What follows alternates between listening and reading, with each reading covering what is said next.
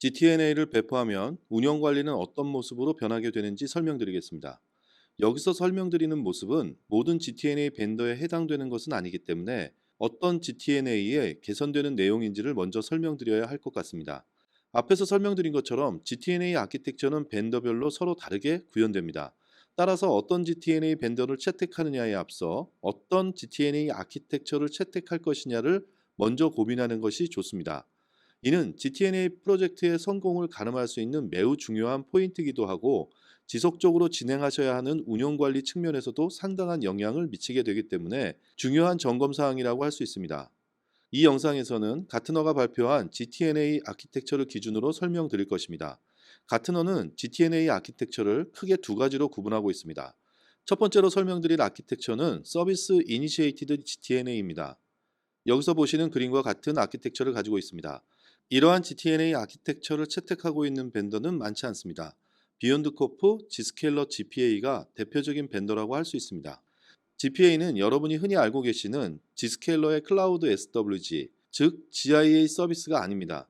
따라서 GIA와 GPA는 클라이언트 에이전트만 같이 사용할 뿐 완전히 분리된 인프라를 가지고 서비스되는 별도의 서비스라고 보시면 됩니다. 이 아키텍처의 핵심을 말씀드리면 SDP 커넥터라는 VM 머신을 고객의 사이트에 설치하여 모든 사용자의 대행자로 사용하는 기술입니다.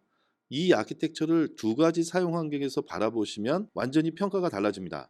그림에 보시는 것처럼 사용자는 한 명이고 접속을 할 수 있는 애플리케이션이 한 개인 환경을 바라보면, 사용자는 애플리케이션에 직접 접속하는 것이 아니라 STP 브로커에 접속하며 그곳에서 접속 정책을 받습니다.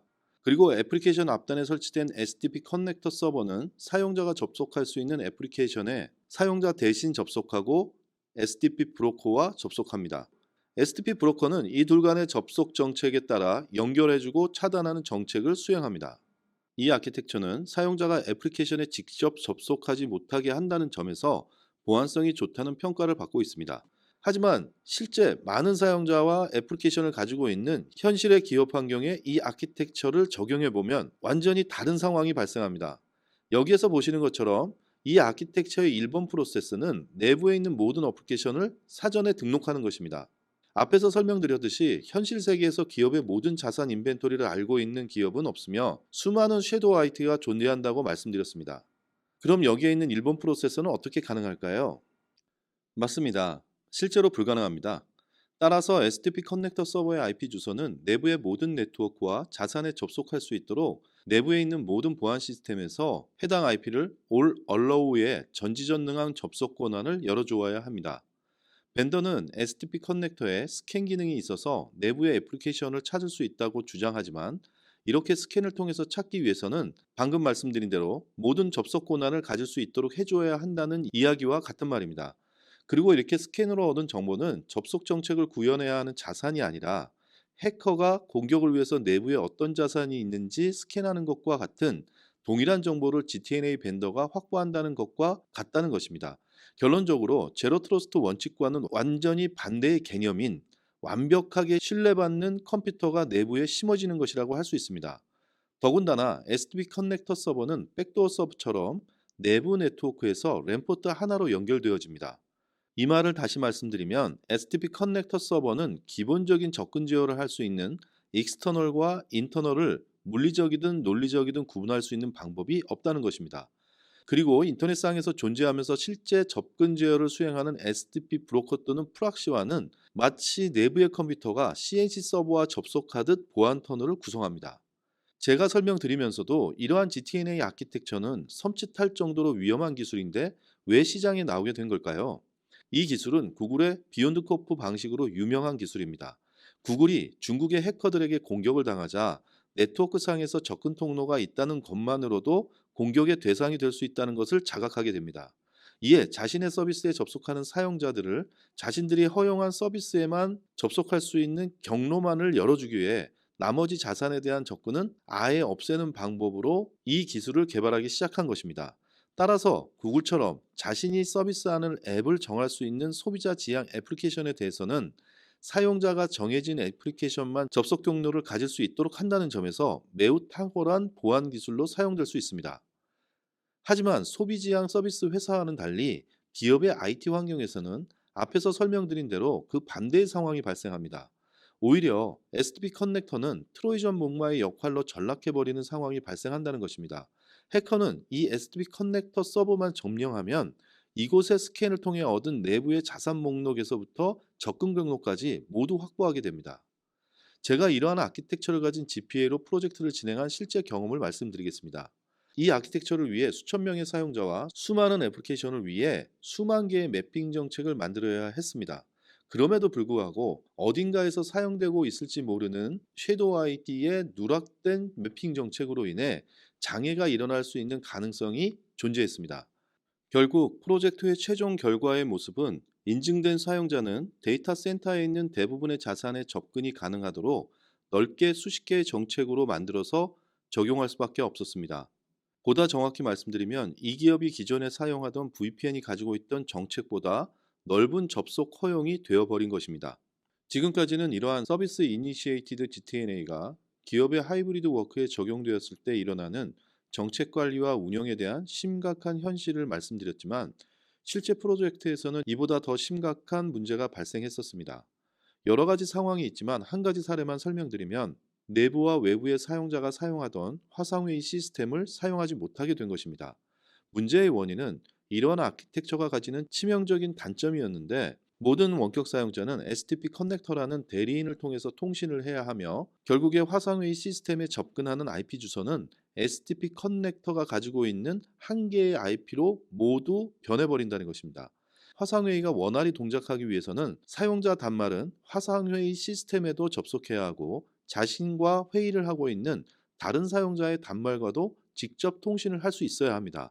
하지만 모든 사용자의 단말의 IP 주소가 모두 STP 커넥터 서버의 IP 주소로 바뀌어야 하는 아키텍처이다 보니 서로의 단말 IP 주소를 식별할 수 없어져 버린 것입니다.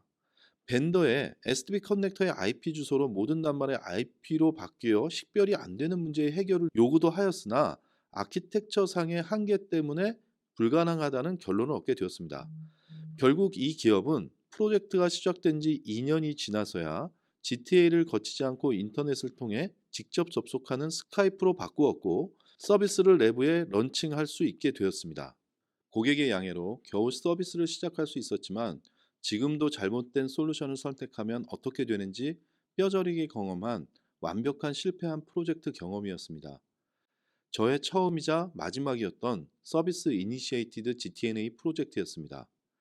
제가 이렇게 자세하고 구구절절히 저의 실패를 말씀드리는 것은 이 영상을 보시는 분들이라면 유명 벤더의 말만 믿고 검증 없이 선택하셨을 때 겪게 되는 저의 실패를 경험하지 않으시기를 바라는 마음에서입니다.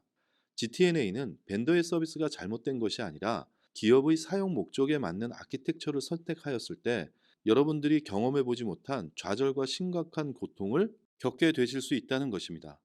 하지만 클라이언트 이니시에이티드 GTN의 아키텍처는 이와는 반대의 상황이 연출되었습니다. 앞에 설명드린 서비스 이니시에이티드 GTN의 아키텍처와의 가장 큰 차이점은 STP 컨트롤러와 STP 게이트웨이가 모두 GTNA 서비스 팝에 있기 때문에 문제의 근본적인 원인을 제공하는 STP 컨트롤러 서버가 필요 없어진다는 점과 사용자와 애플리케이션 간의 트래픽이 STP 게이트웨이에서 접속되고 처리되기 때문에 트랜잭션 분석이 용이한 아키텍처라는 것입니다. 더군다나 아키텍처의 특성상 기존의 기업의 IT 담당자들에게 친숙한 경계선 보안 솔루션처럼 동작하기 때문에 현재의 IT 인프라와 유사한 모습을 가질 수 있다는 것입니다. 이러한 아키텍처의 장점은 어쩌면 여러분에게 친숙한 UI를 가진 하나의 콘솔에서 기업의 모든 트랜잭션을 파악하고 정책을 관리할 수 있게 되기 때문에 기본적인 GTNA 정책을 통해 바로 시작할 수도 있고 지속적인 GTNA 정책 튜닝을 원활하게 할 수 있다는 장점을 가지고 있습니다. 그리고 또 하나의 큰 차이점은 아키텍처에서 보시면 아시겠지만 SDP 게이트웨이에서 제로 트러스트 접속뿐만 아니라 필요한 네트워크 보안 기능을 제공할 수 있는 위치에 배포된 아키텍처라는 것입니다. SDP 컨트롤러는 브레인의 역할, SDP 게이트웨이는 GTNA 정책 수행과 네트워크 보안을 수행하는 역할을 합니다. 이러한 GTNA 아키텍처를 가진 대표적인 회사는 케이토 네트워크스가 있고 SDWAN과 차세대 방화벽의 앞선 기술을 가진 다수의 벤더들이 이 아키텍처를 채택하고 있습니다. 그럼 이제 여러분이 검토하고 계신 GTNA가 어떤 아키텍처를 가지고 있는지 어떻게 확인하실 수 있을까요?